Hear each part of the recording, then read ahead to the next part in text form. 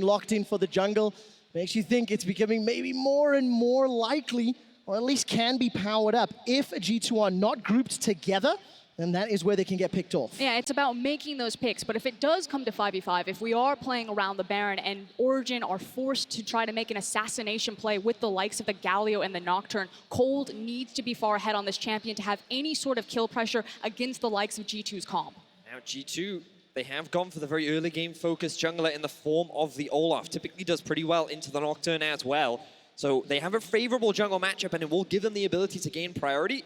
And if they do pair this up with a Lissandra, which they do, it means that towards the top side of the map, G2 have a lot of control right now. Very strong 2v2 jungle and 2v2 top jungle means that G2 can just gain a lot of early map pressure. It also means that with this jungle matchup, you talked about the skirmish potential of Olaf, all of that advantage that Varus and Galio, Origen's bot lane, had over the Sona Taric can now be eliminated or at least contested. It's now about setup. The bottom side of the map isn't free-handed to Origen because they took a step back by taking a scaling jungle and Nocturne. And as expected there, Verius, the Hecarim is secured and locked in. So let's step back and talk about what we see in the greater scheme of things. You sounded a little nervous about this team fight combination from the side of Origen. Now you see both comps. How do you feel, Veri? Well, it's one of those situations where whenever you're running Sona Taric, I always ask myself how much damage they have, and then I remind myself, oh yes, once Sona gets like 2-3 items, she too actually has a surprising amount of damage in the late game. But when you are running like dive comps, the thing you always have to be mindful of is how quickly can you assassinate a target. And when there is a Lissandra, there's an Olaf, and the Sona Taric is there, it can be challenging. But I feel like when you look at this draft, OG is saying, let's kill the Sona as fast as humanly possible, and then we'll clean up the rest later. It's the fact that you have multiple win conditions. You know, if Origen do get ahead, they can look for that assassination potential, trying to make the poke on Sona, or if they do fall behind, they say, we're not gonna play into the 5v5, let's just split up and try to eat this map up. Whereas on the other side from G2, this is a very scary composition, and not only its skirmish potential with Olaf, Aurelia, and then the zone control of Lissandra, but when they are bundled up as that death ball, they are almost impossible to kill. I think this is going to be a pretty explosive game. I think we're seeing a lot of adaptation already from the side of Origen. Remember, one of the reasons why they struggled last week against G2 was when they had losing bot lanes. They definitely don't have a losing 2v2 down towards the bot side of the map, and they have a lot of options to play around it as well. I think it's going to come down to a lot of team fights. I think objectives are going to be a really big deal in this one quick shot, and I'm really excited because I think that this time around, Origen are going to put up a much better fight. Absolutely the case. Origen have continued to impress and continue to develop after each and every game and each and every loss.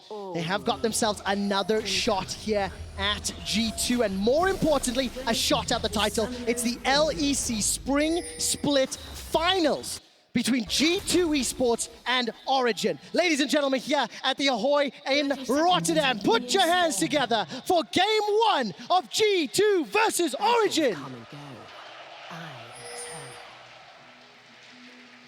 If you guys are watching at home, just a quick update. And if you go check out twitch.tv/RightGames2, you can actually watch through the eyes of our Spring Split MVP in his very own POV cam. It starts here. The finals are underway for us, Skurin. What can we expect during the opening minutes of this game?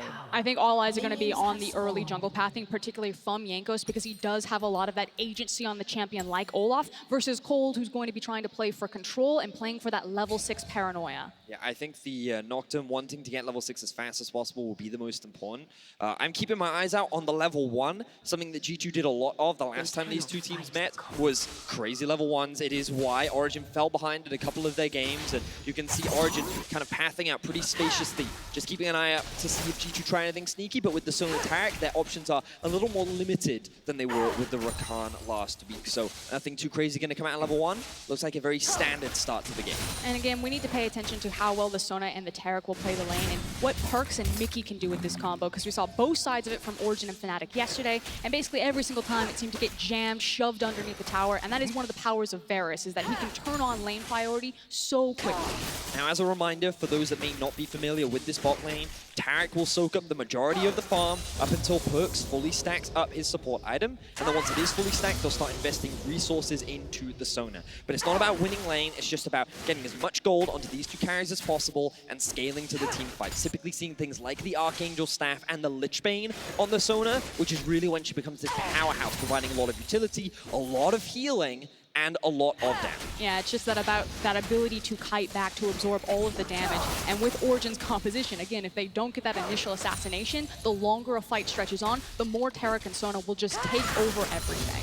And one of the scariest things about Sona Taric is you might think that, oh, they've got no frontline, they've got no real tanks, so doing the Baron is difficult, but because of the amount of healing that this duo provides, it's actually very effective around the Baron because they can actually stall it out for a very long time. So those Baron baits are very real and can be very, very scary from the side of G2. Yeah, one of the nice things about Taric is because he can reset his heal on the auto attack. Zyrene talks about this a lot. He can actually do a Baron with just 3 members as long as the Taric and Sona are there. So again, if someone like the Aurelia or the Olaf can get ahead, G2 can actually just walk as a 3-man unit and do the Baron no problem.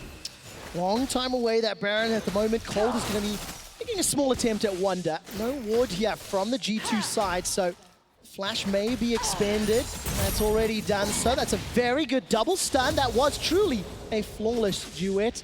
And it does expand the Flash, so successful gank from Coles. Now, in early levels, Hecarim, especially without a flash, typically gets pushed in. So until he hits that level 6 mark where he can really start to look to play the lane a little more aggressively. So that's why he's getting pushed in under his tower very early. I am surprised that Wonder didn't use his ward in the Tri-Bush. It's obviously on cooldown, so he used it elsewhere, either in the Pixel Brush or in the River Bush. But he was very pushed up, exposed to a gank. He was forced to flash away, which means that there's a slight advantage now for Alphari in this 1v1. And Cold could look to play around this top side of the map, while the bot side is just slowly building up an advantage. But at the same time, notice how the Taric and the Varus are actually very even right now. And it feels like both junglers are reading the same situation as Cold is sneaking in this back brush here. Oh, 2v2 on the cards. Yankos is coming out.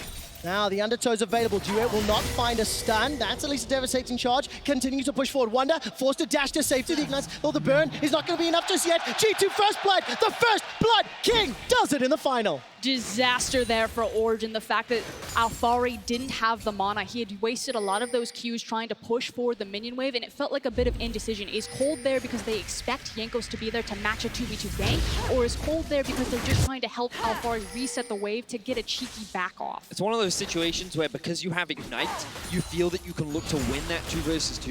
And again, we don't have time because another gank happening mid. Yes, we are. Nukeduck has still got the flash available. Rune Prism will buy some time. Continues to escape for now. Goes down. The Summoner Teleport was just used. Not going to be able to escape with his life. Phase Rush gets him just out of range. Beautiful stuff there from Nukeduck. Very patient playing. Notice how he held his ground, procced his Summoner spells, and then used the bonus movement speed from the Phase Rush, as you highlighted, Quick Shot, to get out of that situation. So, still has his Summoner spells. Jankos looking to be very aggressive in this early game. And it feels like on a champion like Olaf, Avedius, that's kind of what you want to see, kind of what you want to happen. Cold did get that Summoner Flash up top, currently level 4, making his way to that Paranoia, but I want to see how and where OG decide to invest the resources once he gets access to that Paranoia. Now, a couple of things. We talked about how G2 are going to have full control over the top side of the map because they're 2v2 mid and mid jungle and top jungle, while very strong with the Olaf. And Jankos has been fully capitalizing on it. You can see he has top scuttle. He's been able to get this deep control ward in. But the problem for bot side is they actually got frozen, and this leaves them open to ganks. You can see Patrick has started to build up a gank. Oh, good damage onto Caps. This is OG on the board. Caps just caught out of position, it looks like. Yeah, it looks like he just lost track of where Alphari was. Didn't expect the Hecarim to make a rotation down there. Was probably looking for the back and just wandered into him. So trying to scout some early vision, and now Wonder. All right, let's see. Wonder how, and I wonder why he pushed forward onto Alphari. Now Nukeduck's gonna flash in. No flash. Stands in the side, and that's just easily done here for Origin. 2 kills to 1, and they turn the gold favor in theirs. And they feel like just small mistakes from the side of G2 that Origin were very quickly able to capitalize on. Finding a kill onto both Caps and Wonder this early into the game is a very big pickup for Origin. And as we take another look at that, yeah, Caps actually had information about exactly where Alphari was, but didn't have information about where Nukeduck was. He actually walked into a control ward underneath, and surprise, it's a 2v1. Well, that feels bad because he's on the POV stream as well, just stepping all the way forward and getting dunked. Surprising blunder from the MVP of the spring split. We'll see if he can shake it off and bounce back. Right now, both he and Wonder sit with the solo deaths, and we were just talking about how G2 was supposed to have control over the top side while their bot side fell to a deficit. So the fact that those two solo laners are now sitting on a death is definitely not the early game that G2 had planned for themselves. But they can still try to pivot either way. Again, the fact that it is an Olaf, that Cold has been delayed a little bit, although he did pick up a lot of that mid lane experience, now has the Paranoia available.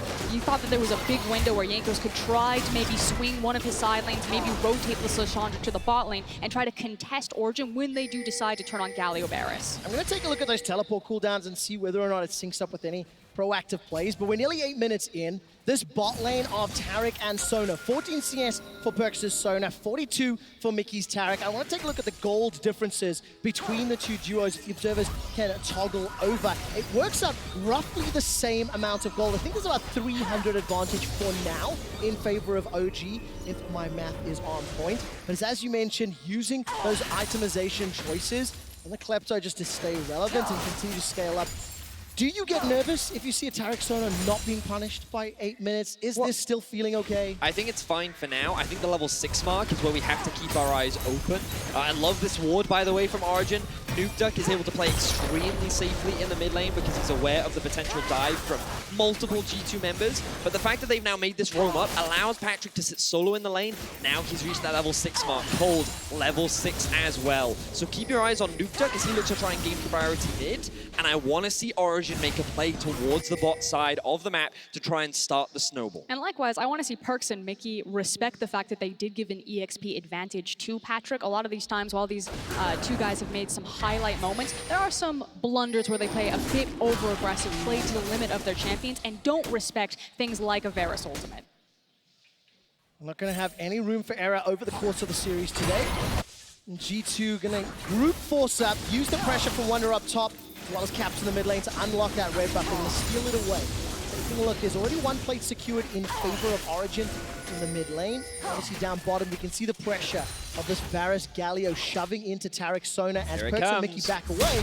Now Paranoia is available for a dive, but a very, very good ward from G2 spots it out. And they're frankly just rewarded with this pressure, not to just force the dive with the EXP advantage, but also the fact that it's a mountain dragon on top of it. So they say, okay, we don't need to go for the dive. Instead, we can just turn on this Drake. Now Perks has just hit level 6. Jankos is coming around the corner. Oh, Jankos may actually be close enough to contest. Patrick is split off from the rest of the team. He's going to get stunned up. Patrick's in trouble down bottom. Heroes just comes down, but that's one more for G2. Patrick's able to escape for now. The cleanse, as well as the chain of corruption, buys just enough time. But the dragon is thwarted and G2 get the kill. And now it's Origin with the mistake. They leave Cole to solo the Drake and don't respect Jankos' ability to just walk up and fight. Caps is in a position to help out Jankos, and with the numbers advantage, G2 come out on top. But it's a great read from G2 and something that you need to get used to with this team. We always talk about how methodical Origin are, but G2 are a team that believe that because they have the better players, they can look for 60% plays and make them work out. So they're constantly finding opportunities like that that you don't expect teams to take, and then they turn them in their favor. What a fantastic start to the series. We goes 2-0 up. There's a lot of pressure up in the top lane. Alfari! Oh, he gets taken out by Wonder. There's a reply kill from Cole, but Wonder just dashes in, uses that Vanguard's Edge in his entire kit. Quite easily picks up the kill. Plus 20 CS, a kill and an assist to his name. Somewhat expected in the early laning phase. Aurelia does have a lot of power, especially against Hecarim that doesn't have those items yet completed. But the fact that he was able to find what was effectively a solo kill, very impressive stuff, and speaks to the impressive split the Wonder has had so far. We can have a look at how he sets this up. If you land the stun, it becomes very easy to get that follow-up, and he has a red buff as well, so good stuff there from the side of Wonder. Yeah, and it's particularly on Wonder. It's hard to shine when you're on a team with the LEC MVP in Caps. It feels like every time you're talking about this team, you're talking about Perks and Caps and Jankos, and unfortunately Wonder has fallen to the wayside a little bit in his praise, but I think he personally is the best Aurelia player on this team. I know, it's high praise. Very high praise. By the way, indeed. sorry, I just love the nuance. The best Aurelia player on this team. Yeah. Right? Like, that is a real thing that you have to talk about, especially when you look at the caliber of players on G2 Esports. Now, one of the things that Wonder also helped G2 out with is the fact that he drew the Nocturne ultimate, and at early levels, this is a very long cooldown, which means that the bot lane of G2 have nothing to really be afraid of, because the risk of a dive is a couple more minutes away. So they're continuing to stall out, continuing to get to that team fight phase, which is ultimately where they want to get to. And it's not just about the fact that it impacts Cold on the Nocturne, but also Mickey on the Galio. And, you know, it's about how these ultimates are being used in tandem. So it really does put Origin on a timer for what they're able to eat on this map. Well, we'll see what Origin can do. They're currently even in gold, despite this advantage that Wonder sits on in the top lane. Plus 20 CS, you saw his at 15 averages there on the screen at 14. Lowest number of isolated deaths as well, so definitely plays very cautiously, but this is a very tense, very close start to the game, and it gets me very excited about the prospects of what Origin can do, because make no mistake, Origin are the underdogs this series. After seeing what G2 have done all split long, and how G2 played last weekend. But Origin have improved after every single defeat, and Vedius put a great analogy that just like Saiyans, OG come back stronger after every single fight. They certainly do, and yesterday I feel like they demonstrated against Fnatic. Now we'll see if they can demonstrate it against the powerhouse of G2, a team that has received nothing but praise throughout the entirety of the split. Even though they struggled, they too have bounced back as well. Now we see Cold, level 6. We have the teleport from Alphari, but once again, Jankos is here. If we look forward, is the pressure here on OG to make the plays. FLICKR, and looking at the available teleports, summoner spells, and knowing that Dragon is still available. I mean, this is super telegraphed from Origin. The fact that they also pulled Alphari, you can see Hekram coming down for the mid lane there. They have all of their ultimates, so this is throwing down the gauntlet and saying, we are going to take this Infernal. Mountain, you must fight us. Quick charge, you need to be ready because that fight's about to kick off. All right, here comes Caps. He's jumped into the fight. We'll be able to self-bot and survive a few seconds longer. The onslaught of shadows goes forward. There's the engage. The Vanguard's edge goes down. And Hourglass will fight some more time. The first kill. Wonder onto Cold. Now Origin are ready for their lives. Mickey gets Miffy. It's not done yet. The Dazzle finds a stun. Patrick's in trouble, but not dead just yet. Newflash trying to turn this one back around. 3 on 4. A Gallop, a Trot, the slot. Alphari gets at least one back. Now the Realm Warp will pick up some low health targets. Patrick jumps onto Perks. Perks is low on mana. That Song of Celerity will not get you away. Nuke prisons the rune of Mickey and turns it around. It ends up being a fight for Origin. And what looked like a close fight at the start turned so heavily in favor of Origin. Unfortunately for G2, they ran out of survivability tools, and that was their go window. Origin come out on top. It's the fact that the Sona and the Taric aren't ready for that. But again, it was telegraphed, and again, it's G2. You can see while players say it is sometimes greed. They knew that the fight was set up. They saw Origin make the rotation, and they chose to take it anyway. And we're going to get to see in this replay how talented Wonder is, because at the start of this fight, things did look dire. Caps engages before the Sona and Taric are really in position to provide that survivability. And you'll see here, he goes in, he soaks up a lot of the damage, and then keep your eyes on this Aurelia, the Wonder in the backline. He's going to land a beautiful ultimate onto multiple members. He's then going to buy time, and he's going to use his mobility to dance through the fight, chip apart some of the big damage dealers, but of course Alphari and Nukeduck still able to fight back, and then they can start to swing the fight back in their favor. Yeah, and Nukeduck, the big hero here, and also a huge beneficiary of all of this. The fact that he gets the shutdown on the Aurelia, and I believe is now sitting 3-0-3, and that's exactly what Origin need for this composition. Again, G2's 5v5 is only going to get stronger from this point, but if Origin's Nukeduck is ahead, their ability to play a side lane is something G2's comp cannot do as well. And now, after that fight on the bot side of the map, Origin immediately swap their duel up towards top. They secure the first tower of the game, and now they're looking to make a play for Rift Herald. So, quick shot, we have to look at ultimates. Is everything available? Are both teams ready to fight? No, not yet. Mithy does not have that entrance. Realm Warp is a few seconds away. We just crested the 15-minute mark. Origin have got a tower advantage and 1,000 gold lead. It does not feel significant at all. I'm still waiting to see what Perks and Mickey can do on this Taric Sona. You guys can vote which jungle you want to watch in the next game. Both of these junglers on the hunt for their first title.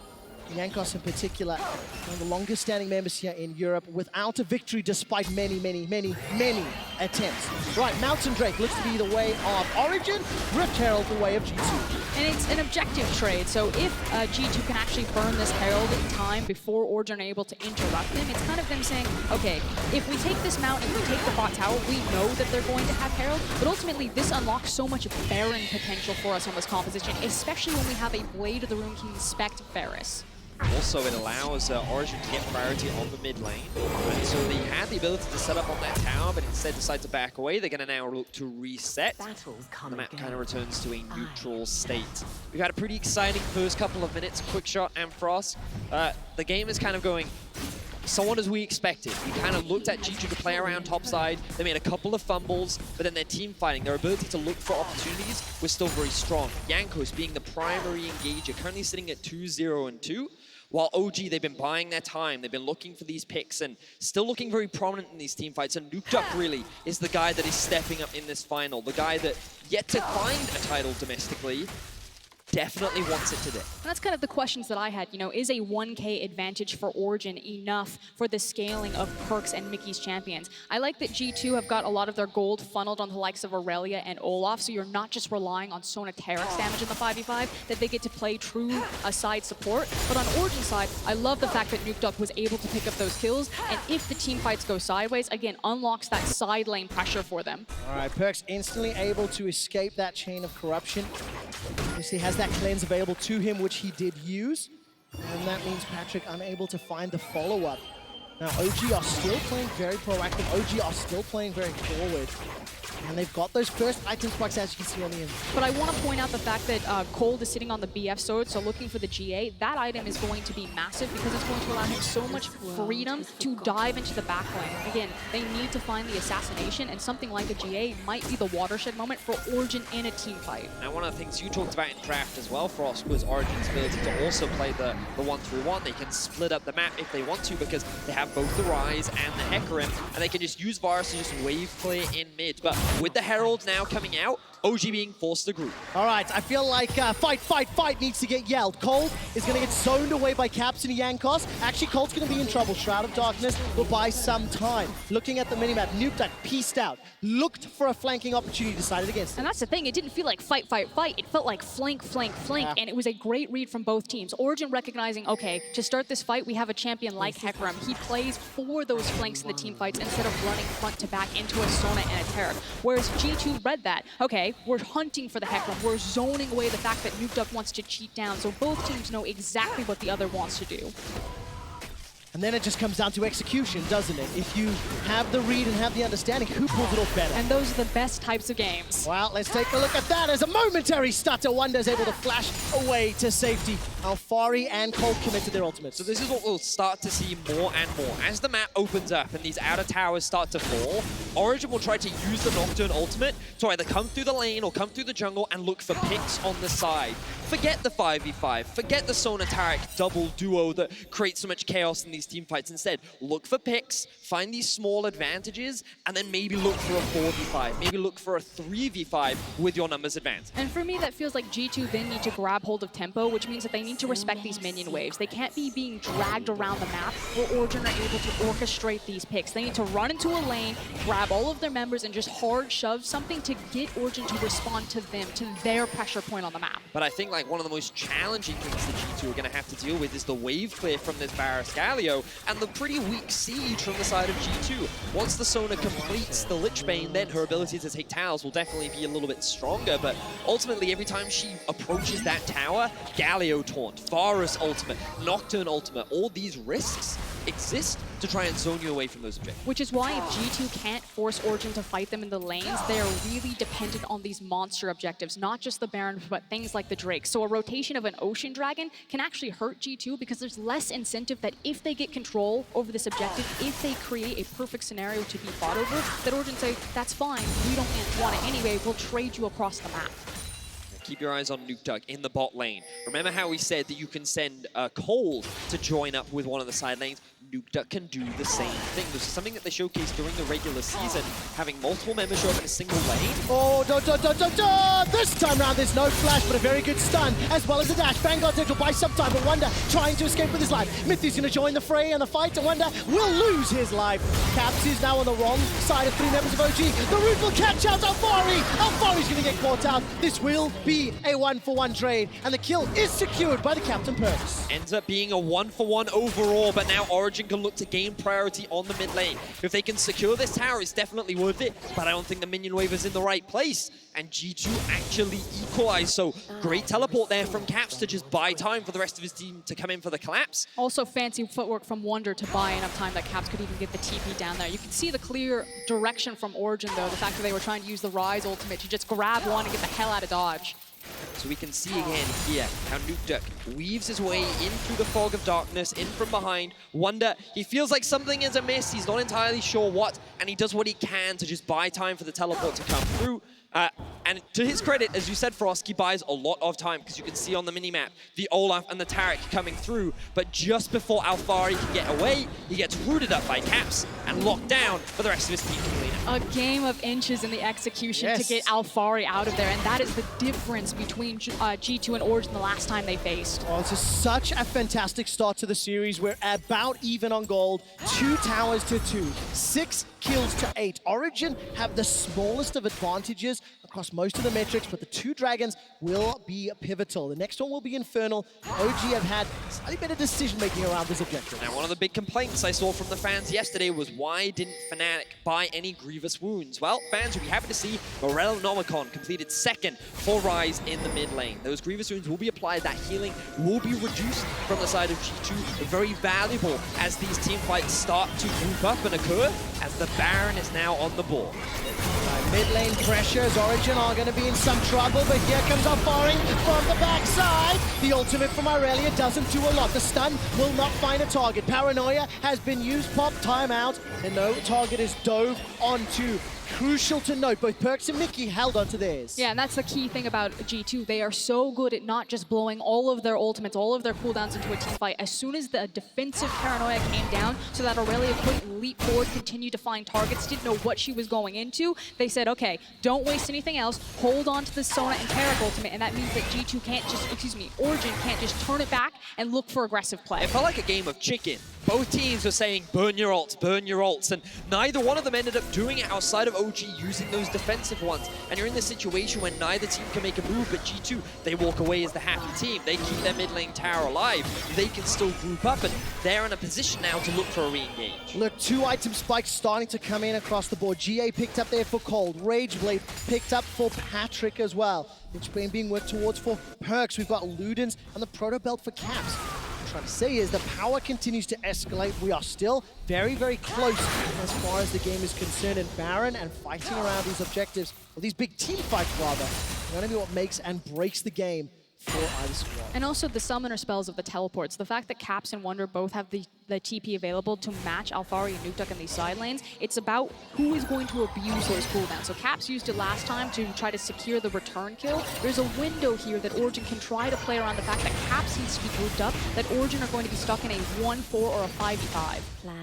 It's interesting that you bring that up as well, because one of the fascinating things that I love about G2 is the way in which they're so efficient with their resources as well. Because you talk about how G2, Origin rather, might be forced into grouping up in this situation where they want to avoid, and that's actually happened a lot for Alphari. He's been constantly grouping up with his team, and he's actually had a pretty big deficit. He's a whole level down behind Wonder, whereas G2, Caps is the same level, or now just a level behind Nukeduck, but he's doing extremely well in terms of farms. Same for Wonder. The bot lane is actually doing incredibly well in terms of the gold as well, and it feels like G2, they just get all their gold, or as much gold as possible, onto all their members, so they constantly stay relevant, even though they're dying all the time. Wow, there's the crescendo, insta-cleanse and flash. Patrick escapes with his life for now. Bippy tries to defensively move away. He got that taunt off just to slow down Caps in his track. Now Alphari may need to use the ult defensively, and he does. Gets across the wall. Origin escape with their life, but G2, they set up the play. They get the spells, and now they're going to get the tower. Great pick on the side of G2. No, it doesn't result in a kill, but it results in an objective, and Wonder is just free farming on the bot side. This is going to force Nukeduck to come and group, because G2, they're continuing the push. And it's not just the immediate objectives that G2 were able to secure, it's also now the next team fight. The fact that Patrick had to expend so much once he was caught out going around a corner, that's an Infernal that spawns in 1 minute. That's a Baron that both teams have been posturing and dancing around, and now the AD carry won't have the security of having Flash available. And that's a problem, especially when you look at Olaf, Irelia, Lasan. Good luck with that one. Before you add, on top of that, the Cosmic Radiance, and Origin now have lost control of the gold lead, albeit it's tiny, of course, right? It's still going to be a few very big team fights. Perkz use that Song of Celerity to escape. His crescendo comes available right now, but I'm impressed by Origin. They got smashed last weekend.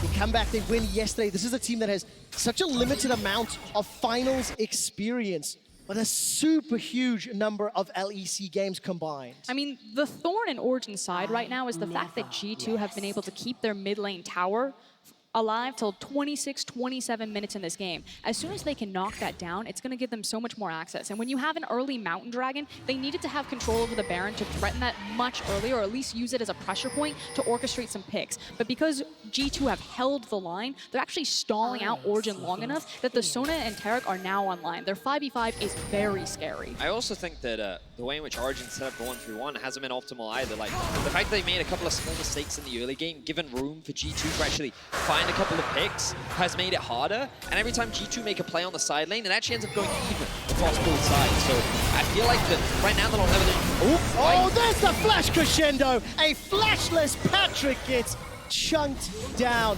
That was very well played by G2. Remember, Origin were trying to push this top lane. Now all of a sudden, Nukeduck has to try to escape with his life. He's got Flash and TP available, as well as that Realm Warp. I don't quite know if anyone's chasing him just yet. Perks not going to use that E to close the gap. Instead, G2 are starting Baron. Looks like Nukeduck does have his teleport available, and Cold is alive. Has the Paranoia and Flash available. Everything to try and steal this one away. Yeah, and the Realm Warp was just used from Nukeduck. He's trying to clear out the mid lane and then can walk over. So they say this is going to take a long time for them to do.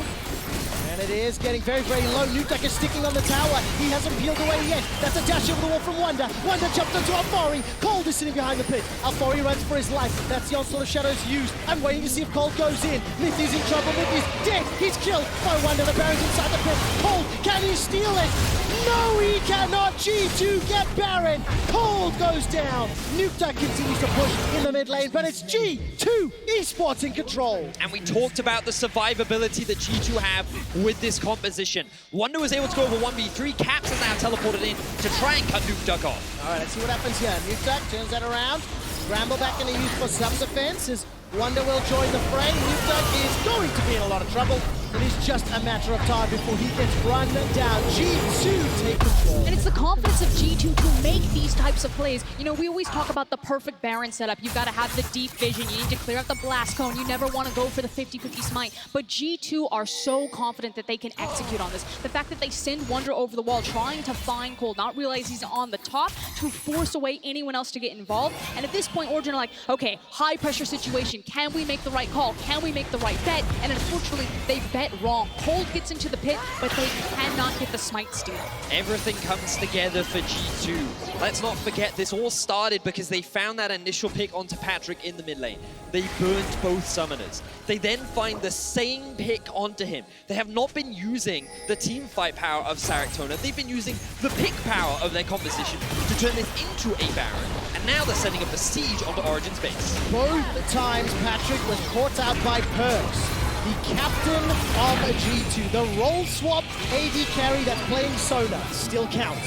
He manages to find the crescendos. The inhibitor is secured in the mid lane, and Wonder is pushing down bot. He's got teleport available to him, and Origin are chasing some sort of team fight. G2 decides to turn this one around. Cosmic Radiance was used though. It's just the fact that you can't give G2 any opening. That was a missing flash on an ADC, and it resulted in a mid-inhib being torn apart. Beautiful stuff right now from G2. And now they're staying grouped. They don't need to split apart. They're working around Wonder. Level 17 on the Aurelia, and Caps is looking for the flank. All right, Patrick has got his flashing plans available. Here comes Alfari. That's at least one level of engage. Cosmic Radiance, remember, still on cooldown, but Alfari so low.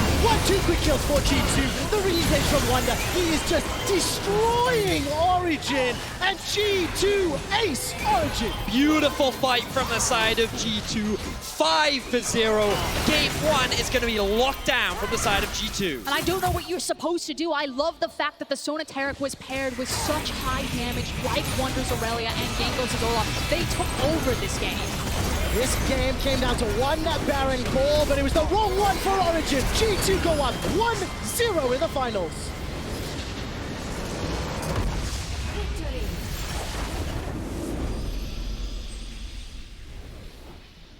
Look at Perks and Caps. Caps might be the first European player to win a title on 2 different teams. Perks will reach 5 titles if he wins. Yankos will get 1. G2 Esports 1-0 up, and that is a very happy, except Yankos squad. He smiled in the end, got there. And I guess what I'm looking at right now is what quality bar do I think Origin is bringing to this game? Because I felt like that in game one, Nukeduck was having a very solid performance. He looked great. But we didn't see the successful punishments towards the bot side of the map. We saw Afari falling incredibly behind against Wonder, honestly being outclassed in this game. And I feel like that if Origin fail to execute upon their win conditions again, it's going to look exactly like we saw last week from the side of G2, where they just continue to dominate their opposition. And I like the point that you brought up in game, Vedius, this idea of the lane assignments from Origin, that while they had the ability to play to the side lanes, that they couldn't quite figure out what the right tempo and the pace for it was. And anytime they're trying to make up their mind, trying to decide where are they going to attack, what wave are they going to prioritize, G2 were already on the ball, looking for picks, punishing flashes, setting up barons, denying wards. This is a team that you can't give any time to breathe because it feels like they think and they react so much faster. I mean, if you step back and you look at that sequence of plays that led to Baron, that was the game-defining moment. Of course, it was because Patrick got caught by a flash crescendo, and whatnot. But how do you possibly start to evaluate those decision-making when you come into the next game? Well, I think the biggest thing for me, for Origin, is they now lock in blue side moving into game 2. Last week, they were red side 3 games back-to-back. And I think that having the priority in the draft, being able to draft the Sona Taric yourself, or force G2 to take it away, just gives you a little bit more options, a little bit more freedom in the draft. And I think that if they can get a little bit more standard game against G2, then maybe we can see a little bit more from them, I also from Origin. want more agency from Cold. I want him to have an impact in the early game. And it doesn't have to translate to just, ganking repeatedly on the lanes, but the ability to skirmish and try for the Scuttle Crabs. Vision is so important for Origin, securing their lanes, allowing them to move freely in between them. Mithy is a hyper-heavy roaming support. Nukeduck loves to roam as well and plays to the side lanes, but if Cold is relegated to his jungle, if they're not able to clear out those runways, then Origin seem to fall apart or slow down. Well, we'll find out what they decide to do in a moment. For now, G2 started the final with the win. To break down how they did it, here's our analysts.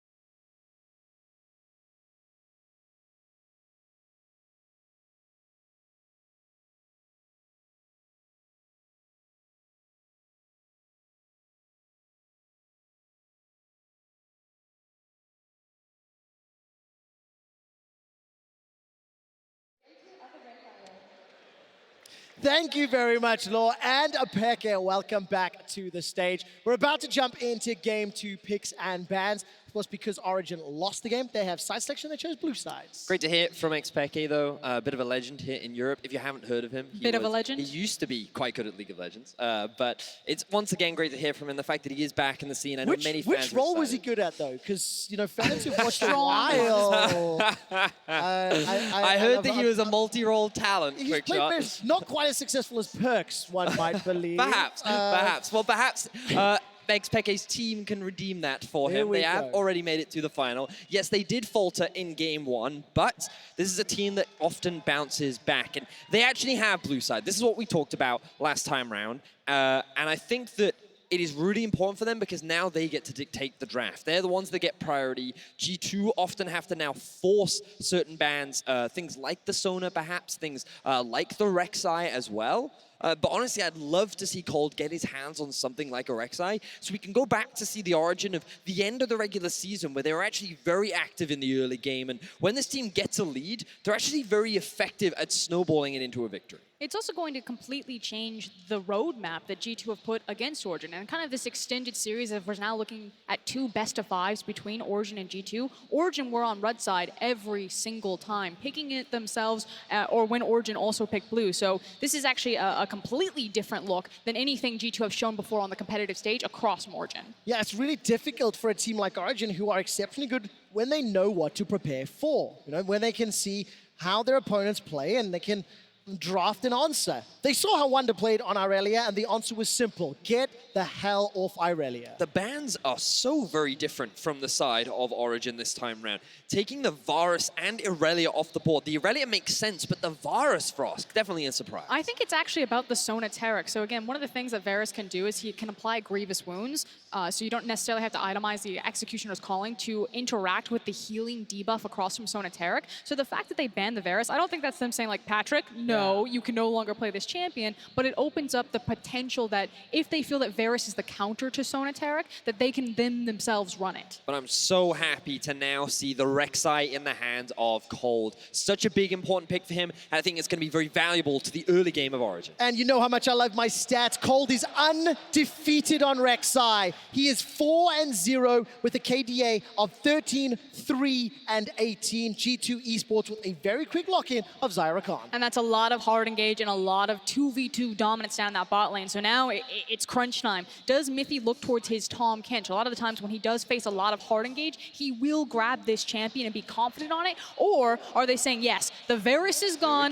we know exactly what we're doing, we're going to run Sona Taric and you will not be able to break us? Oof, let's see if Origin can do to G2 what they did to Fnatic yesterday. But a lot of comfort picks going in the hands of G2 now. The Rise, the thing that can once again be flexed into multiple roles on this team. Often a debate who actually is the best Rise on this team. But usually you always look at that man in the top lane, Wonder. He's had so many fantastic performances on the Rise. He's already had a great game 1 today.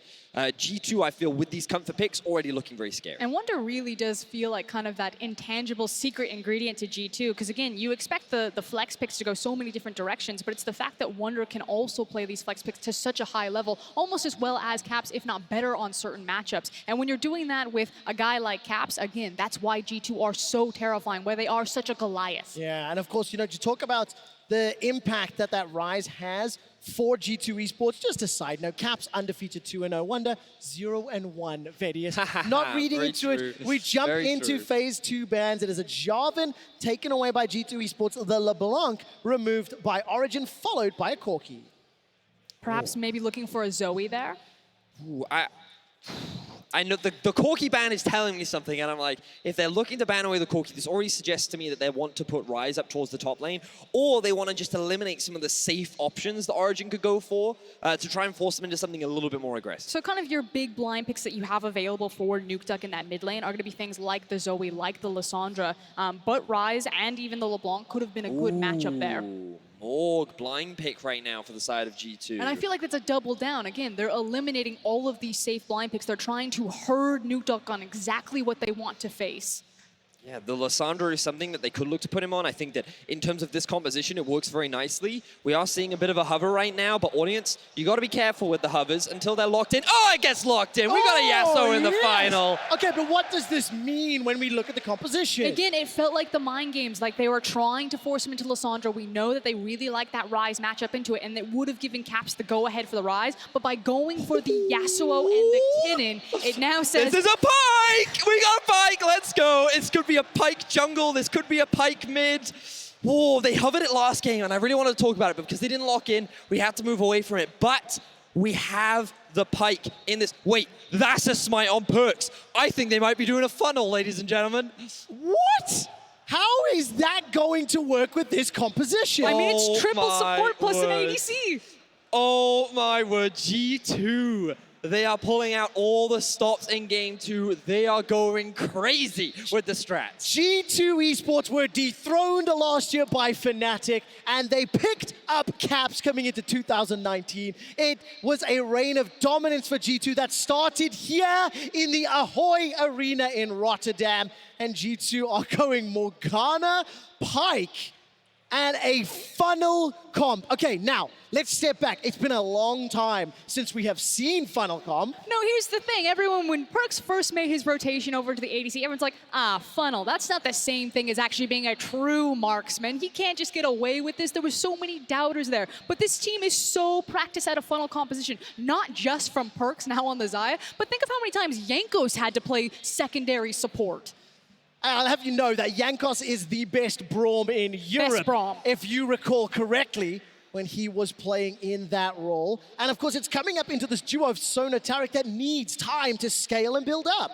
Okay, so it's going to take us some time. This is going to be a learning opportunity for us all, Quick Shot, because getting to see how this comp will work is very new, very novel. Clearly, Perks and Wonder will be the primary carries. Jankos returns to support duty here in the final. But you know what? He said, I want a title badly. I will not jungle. I don't need to. Well, look at it this way. If anybody wants to see exactly what Jankos does this game, go check out twitch.tv/RiotGames2. He won the POV vote. He is playing Teleport Flash Morgana.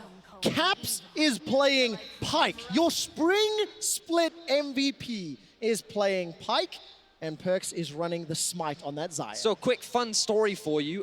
The moment Pyke was released, Caps was already playing at mid lane. It was one of the first things he did with the champion, and actually he inspired a lot of solo queue players to pick up Pyke in a solo lane, and it's actually been very prevalent, but it's never really made its way into solo queue. Now what's interesting here is Caps is not playing a solo queue style Pyke. He has gone for the Targons. He is clearly going for, I'm going to assist a champion, and right now he's grouping up with Jankos. So where exactly is this duo going to look? I kind of feel like it's looking at the Morgana Pyke. Now, we have seen more Pyke played globally in other regions down there, and it works exactly how you would expect. Morgana is there for a lot of the lane control, the lockdown, and then Pyke is there to pick up the coins and look for the kill pressure there. And roams as well. Exactly. The cool thing about Morgana, as you already highlighted, is like she's very safe in lane, especially when she gets 3 points in her Tormented Soil. She just clears those caster minions, and she's very safe. So what you'll often see is just wave clear in the bot, and then the Pyke will look to roam around the map with Mickey and Perks. But ultimately, the long-term goal of the funnel is just to get Xayah to a point where she has an experience advantage and a gold advantage. Because this champion who is so safe and can do so much damage scales so well, and then you stack all of these supports on top of her, you then just kind of group up around her like a giant cannon and say, come fight us, we're stronger. Now you can see. Notice how Perks only took the red buff and then immediately came to the mid lane. So still able to get that farm, not overcompensating by taking too much in the jungle, just now hits level 3.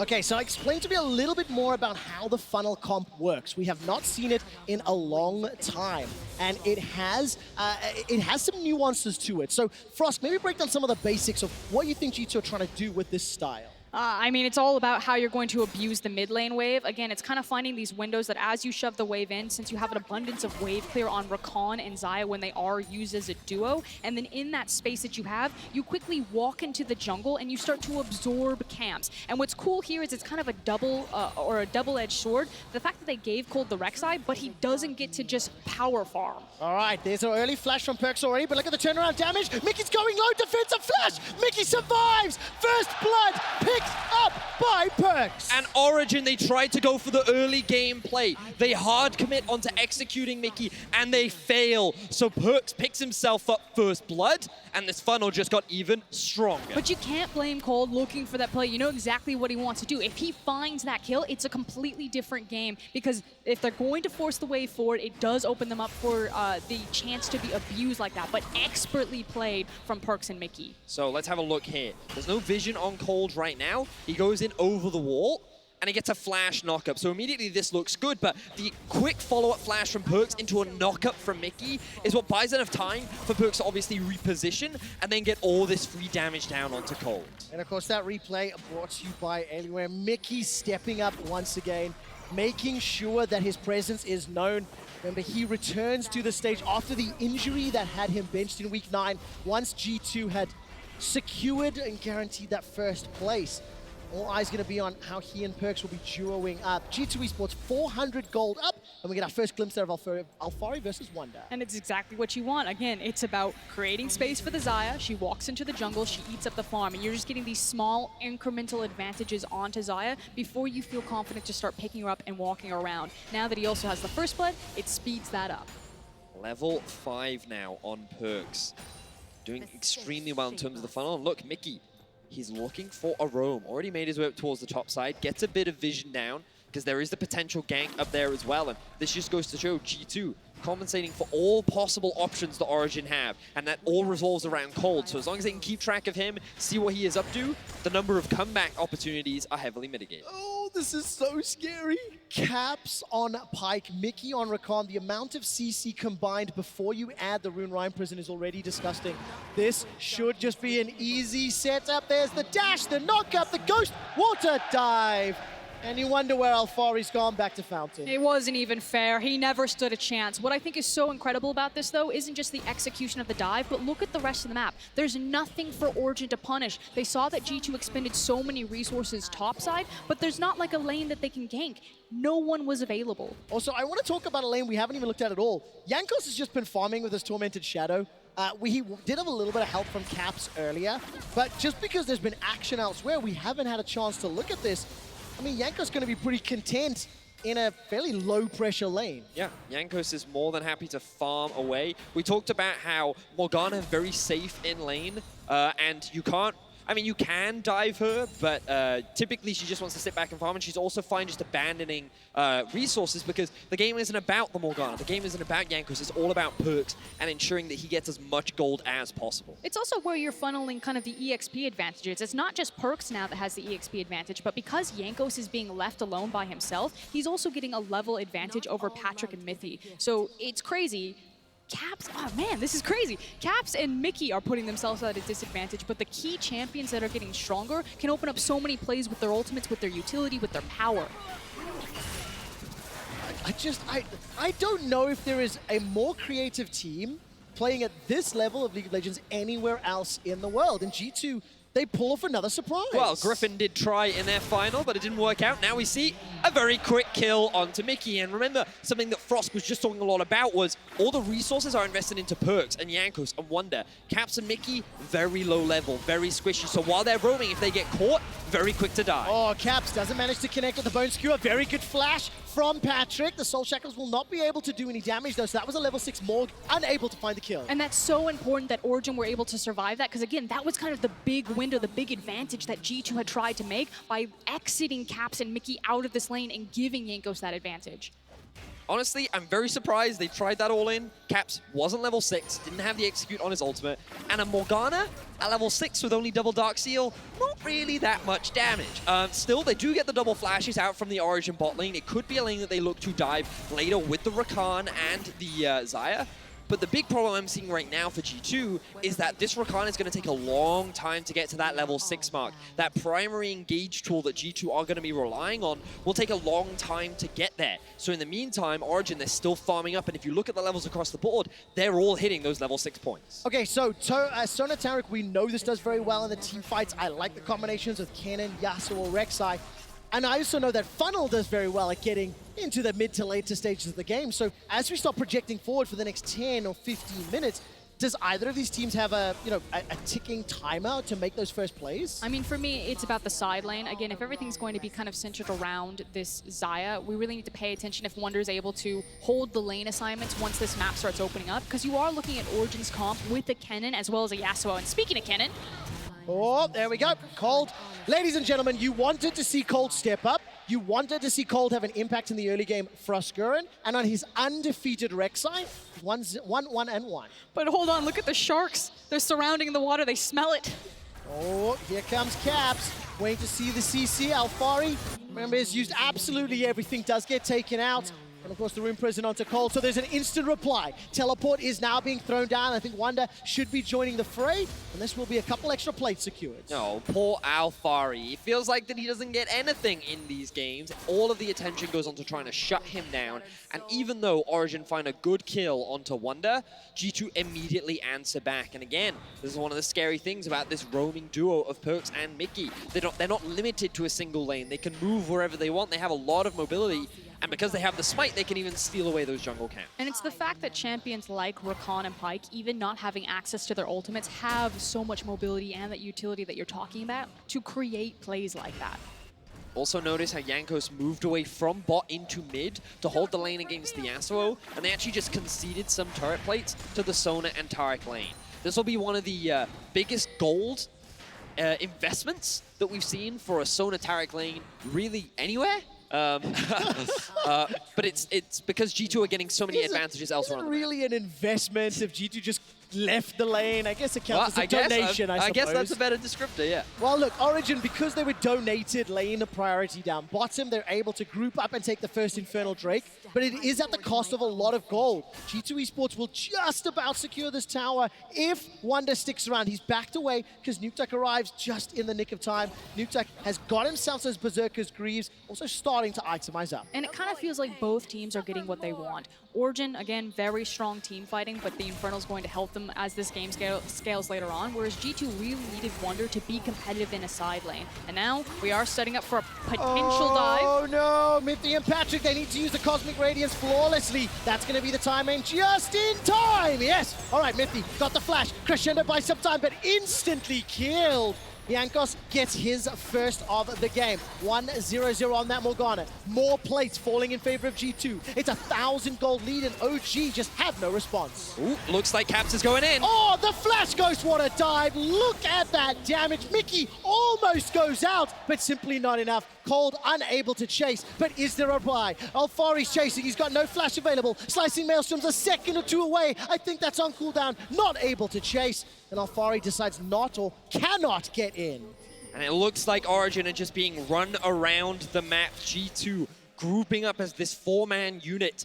Even with the ultimate from Taric, there is so much single target CC that Taric was able to use the ultimate landed on him, it then ran out, and then he died. That is how much single target CC this G2 squad has, and if you get caught out, you'll not escape. And again, just the ability to layer it as well, because as soon as he came out of all of that, he just knocked straight up into the air by Mickey, holding the knock-up. So here, we can see the collapse coming in from G2. They pushed in mid with the duo, and they start making their way down. Mithy holds the ultimate. This is good. You don't need to use it yet. But first gets knocked back in with the root from Jankos. Then you have the binding. You also have the feathers here. You have the charm knockup. And then you have the execute from Caps just to round things out, even though he didn't need it. Unbelievable. And then, of course, Caps goes in for the re-engage on the secondary tower. Imagine you use the ultimate there, not the flash, as I called first time round.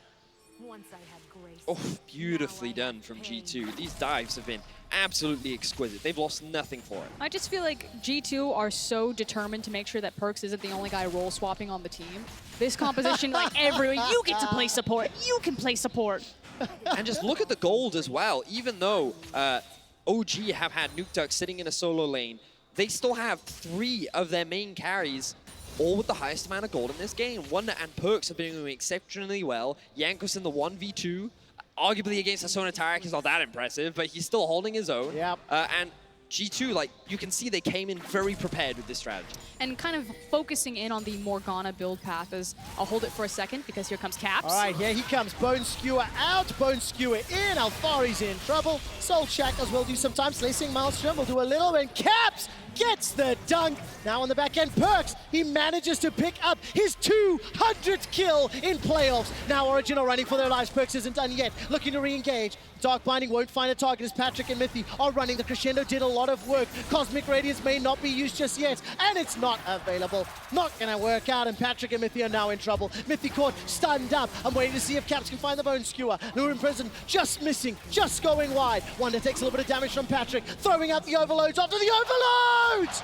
Wonder finds yet another kill. It's a 5,000 gold lead. And G2 are just snowballing this game. They find another successful fight up towards the top side of the map, and now they lead with 9 kills. And it just feels like G2 are running at a breakneck pace, and Origin are just too slow to react. There's too many things happening across the map for them to do anything, and G2 are winning at every single point. It's absolutely insane. This composition is crazy from the side of G2. Like, we always talk about win conditions and like objective and how you look to win a game, but against G2, it feels like there's never any answers. Win conditions go out the window, and then you just throw everything on the table. And you know, when I was looking at the composition, I was just about to point out Morgana's build path by going for the GLP. You know, it's kind of that new Morgana. It's not about flashing forward and using the ultimate and the hourglass. It's about kind of kiting back, letting them try to kite into you and then slowing them down with the hose. And when you have the kite back of Morgana, it's so hard to run into a Xayah, it's so hard to run into a Ryze. I was like, how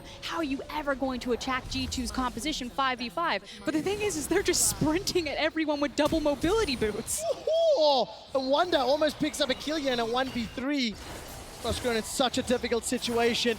All right, there comes the Unburrow from Cold. He manages to at least get one. That was a 4-on-1. Now Nukeduck is in trouble. He will get taken out by Perkz. The Feather's out, the Feather's back, and they pick up one.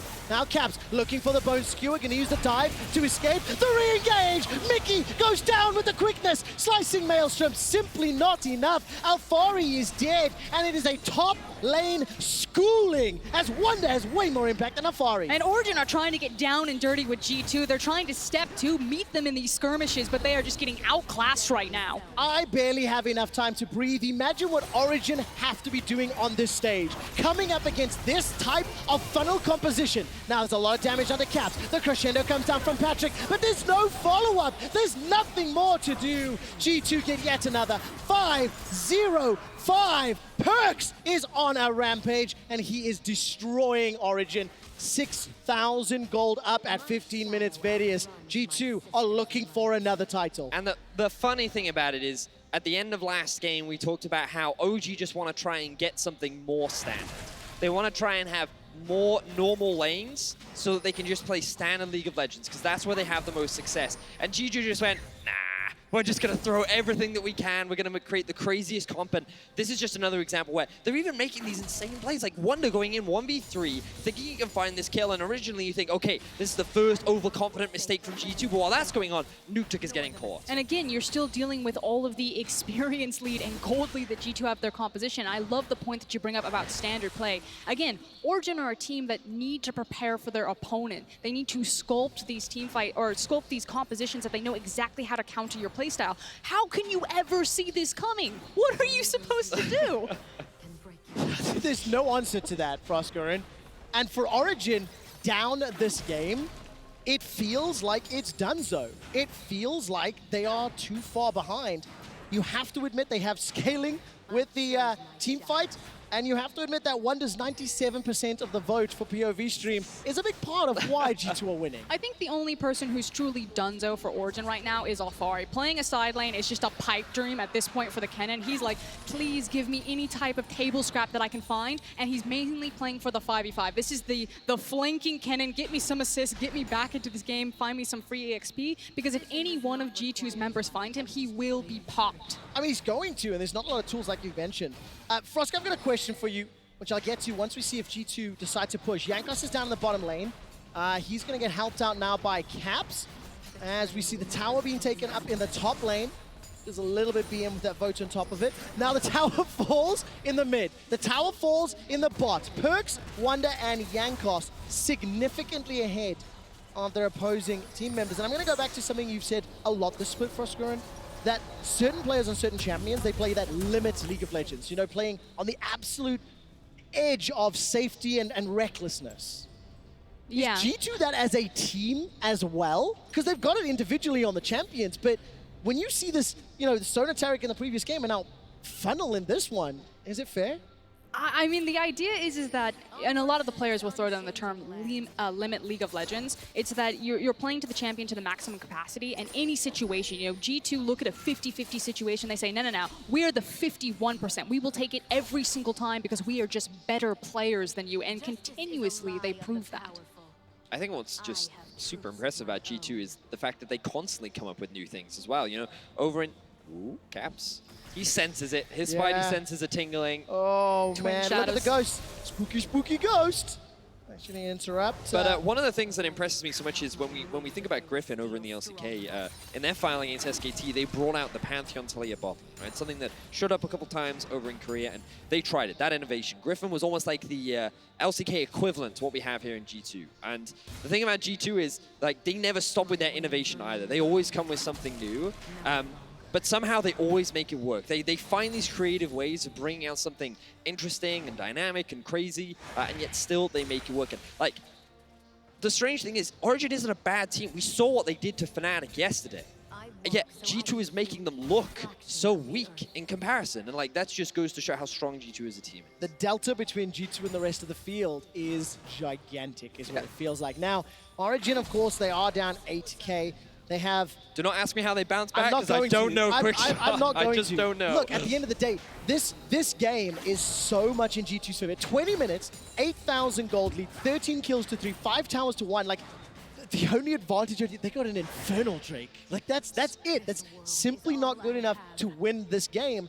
But what a difficult situation to be in for Origin coming up against this comp. I mean, technically, you have Nukeduck still on a champion like Yes. Yasuo. He's Yes. looking for some breakpoints in terms of the itemization. Like, Sona Taric's only going to get better as the game goes on. but it's just, can they survive to that point? Because you should be in full turtle mode as Origin. You kind of see them constantly group up towards their base, and then they kind of look at each other like, okay, the waves have pushed in, we're safe enough to look for some plays, and then they quickly reach out and grab the farm. The problem is that they were able to do that before the Baron spawn, so they've had like a 3-minute window to safely grab farm. Now that the Baron is there, you see G2 just immediately run to it and say, okay, we're ready, boys. Come and fight us. Here we go. Well, OG are going to answer with the fight. This is the last-ditch effort that they have in order to keep this game alive. All right, 20 minutes, 30 seconds on the clock. Origin looking to engage. I believe that might be the quickest. We're going to confirm with stats. Look at the re-engage. Cosmic Rains will buy some time. Slicing Maelstrom does so much damage. Imagine if Origin were not 8,000 gold down. They've got themselves a 1-for-1. Here's the re-engage. Mythy gets chunked out. The knock-up and the dash away from Mickey. Now Wonder's looking to run down the rest of the team. Mythy gets popped. The shield from Wonder. The dive from Caps. And now Cold is the last member standing. G2 Esports get Baron and 3 kills. And again, I just think to myself, what if the early game had not gone the way that it did? And that was so important why they needed to get Wonder ahead of Alfari. They needed that secondary damage dealer when they have a team composition of triple support alongside Xayah. Like you said, imagine if Origin weren't 8K down there for that fight. Well, not going to be the case. Cold almost kills Mickey. He takes G2 Esports on a wild goose chase.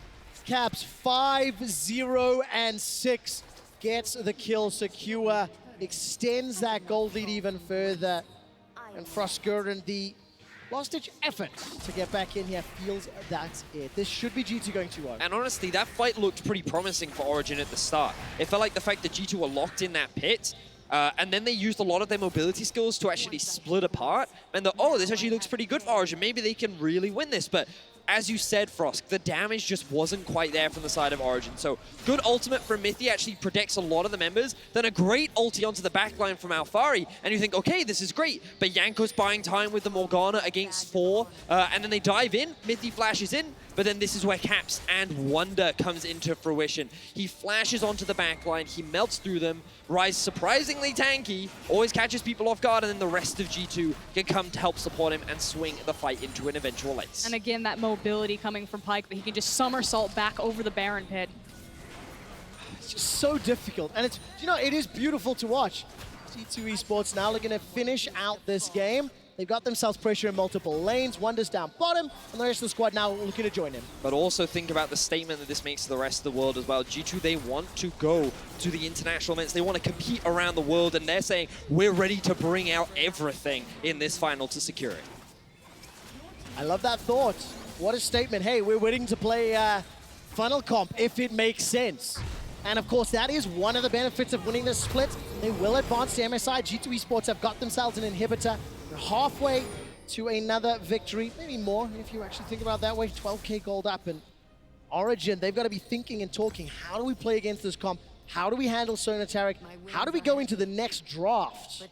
So step one, I think, for this game still, is that you are looking for that big wombo combo. You still did feel good that, okay, if we weren't so far behind, if we had just played the team fight slightly different, we did make a lot of ground there. So you need to clear out your jungle, you need to clear out these wards, and again, get to these farm lanes and try to turtle. But getting caught here, that would be devastating. Oh, here comes Wonder. Round Warp will come in, and Cole does go down. Former teammates killing one another. Okay, I tried to find the silver lining. Throw it out. You can't get away from these guys. They're too fast. That's it. G2's glass is full. Origins is empty. There is no silver lining here. G2 Esports. They're just going to dive them. They are going to dive. Cosmic Radiance is thrown down by Mithy. There's some sort of engage, but look, Alfari just gets Rune Prison in place. He simply cannot get past. The quickness used by Mickey in, the dash out. Now that's good damage from Nukeduck, but again, there's simply too much to fight through. There's the knock-up, knock-down, and it is simply too easy for G2 Esports. Now Patrick will be the last man standing before he gets aced by G2.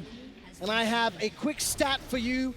When G2 Esports ran Funnel Comps in summer of 2018, they went undefeated 5-0. In the finals of spring, they are looking to continue that streak 6-0. At 24.5 minutes, G2 Esports funnel their way to victory. What a convincing victory from G2 as they look to lead the series 2-0. Beautiful stuff from this G2 Esports squad. The smile on Yangos's face. He was the POV stream. He played Morgana that game. G2 were impeccable. They also secured the quickest Baron of the spring splits. And it's just a stylistic mismatch here. It feels like G2 are just Origin's kryptonite, a team that is all about preparation, that is all about controlled, slow, methodical play. G2, they don't necessarily need these crazy creative picks. They have them, but they can also just be so crazy and creative and problem solve on the spot in a game. They are so hard to pin down. They can morph into any form that they need to be. So Vedi, if you were to put yourself in Origin's shoes... Oh, great, let's do that. I mean, how do you respond to that? Because we already had the question of Tarek Sona coming into this series. Now G2 have thrown Pyke, Morgana, Funnel into the equation as well. It was difficult enough already. I don't know. What do you ban in this game? Like, I mean, that's the thing. We were like, okay, Origin, they need to get cold on an agency jungler. You know, we loved the Rek'Sai. He was undefeated on it. Boom, they got Origin it. did everything that we wanted them to do, right? And it didn't matter. It did. And if you guys are sitting at home, get your friends and family, because who knows what the hell G2 are going to do next. Did they need the funnel comp to win this game? That's a question I'm going to ask them later, right? Because maybe this was their answer to Tarek Sona. I think it was. Did they do it That's to what Flex? I think Did it they was. do it to start? Like, is this the souped-up version of Blitzcrank from yesterday? I mean, I legitimately think this is their answer to the Sona Tarek lane, because the fact that you can't play around bot side of the map, it means that you know where the jungler's going to be. I tell you what. Good luck, Shocks and Analyst Desk.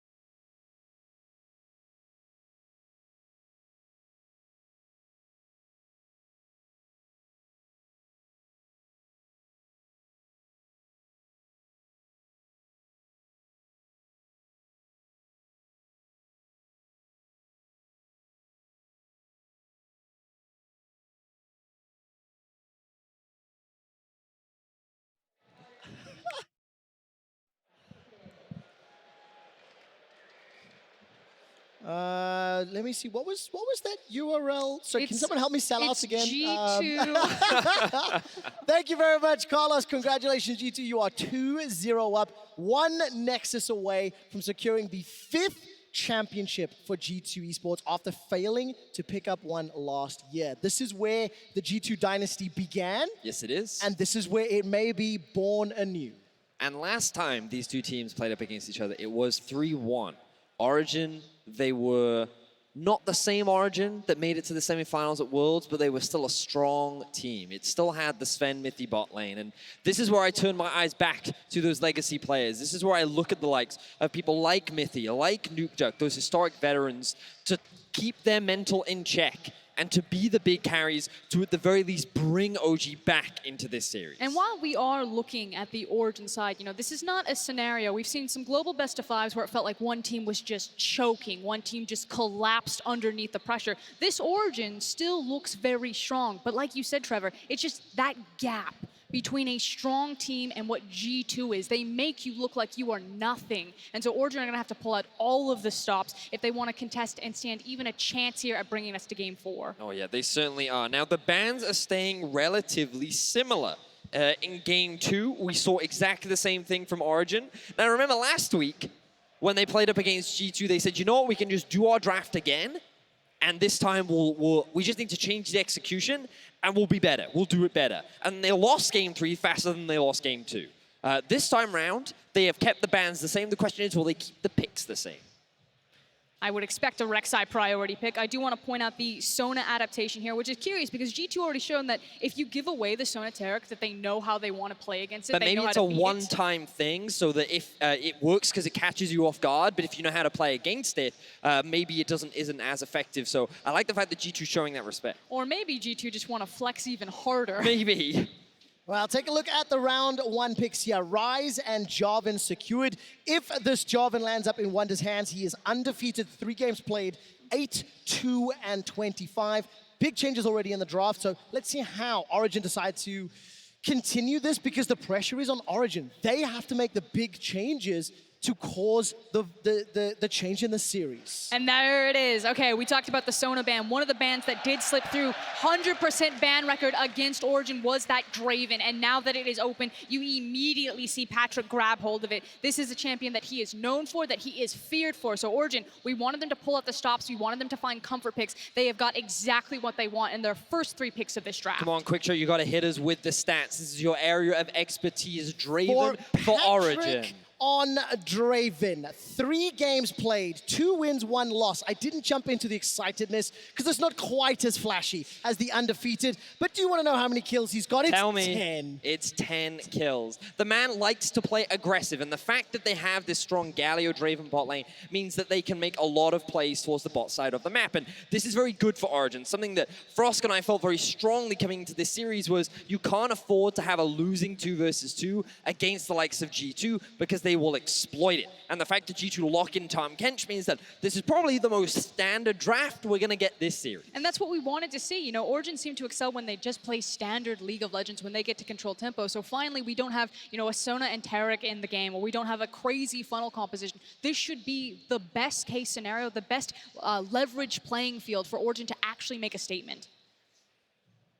Well, let's see what Alfari can do to turn this around. 2 games in a row, he's been bullied by Wonder. You can see Kennen already taken off the table there. If Wonder's going to be taking that Rise in the top lane, Gangplank taken away as well. There's still some options here to flex. And for Origin, they're still looking for their solo lanes. But Alfari's still going to be put in a position, pending on what this pick is from G2, where he's going to have to blind pick or probably blind pick his matchup because, again, the flex potential from G2's champion pools.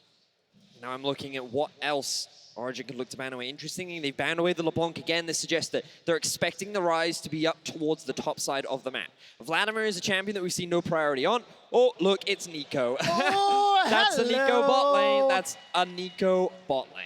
Could it go mid? I mean, it could, of course. My expectation is that when you pair it up with a Taric, it's like one of those very safe lanes where you can look to be very aggressive, and in the event of a gank, you have that safety and survivability. I'm sure everyone's been seeing attack speed Nico just absolutely dominate their games. We did try to, you know, pull some strength out of it, but it still feels like it went from incredibly oppressive to still pretty good. All right, now the response though. Aatrox and Akali This is a very big departure and change from Origin's team composition. What do you make of it, Frost? I mean, it felt like, again, you had to blind pick. You don't exactly know where everything is sliding. The fact that we're having this discussion, is it Nico bot lane? Is it Nico mid lane? Where is this Rise going? Maybe it's Jarvan. So I feel like Origin were just kind of hedging their bets. Grab a Kali and Aatrox that can be flexed between both Nuked Up and Alphari, and let's figure out where we want to slot our tools. So of course G2 would round out their draft with a Jace. Why wouldn't they? Why not triple flex in game 3 where you're one game away from securing the championship? It's a quadriflex. G2 are demonstrating what they have been so good at throughout the entirety of the split, which is their flex picks. And many teams said that, oh, you don't have that many flex picks left. With all the changes, with so many nerfs to things like Akali and Aurelia, your options are now more limited, you're more exposed, teams can beat you. But they come into playoffs, they come in prepared, and look, we still see them swapping around. 20 seconds is about to lock in. That's when they have to lock in those positions, and we will see the Nico in the bot lane going up against the Draven, and the Jace in the mid against the Kali. I want to step back and I want to look at how these two compositions meet head to head. I understand the OG comp.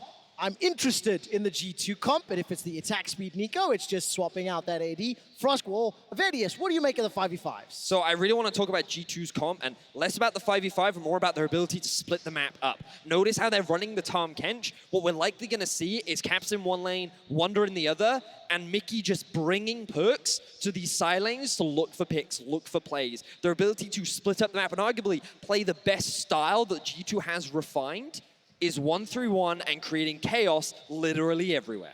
And of course, if you actually want to watch how that plays out, twitch.tv/RiotGames2 Wunder won the fan vote by a landslide. And of course, he will be using Rise on that side lane once again. He had a phenomenal performance in game 2.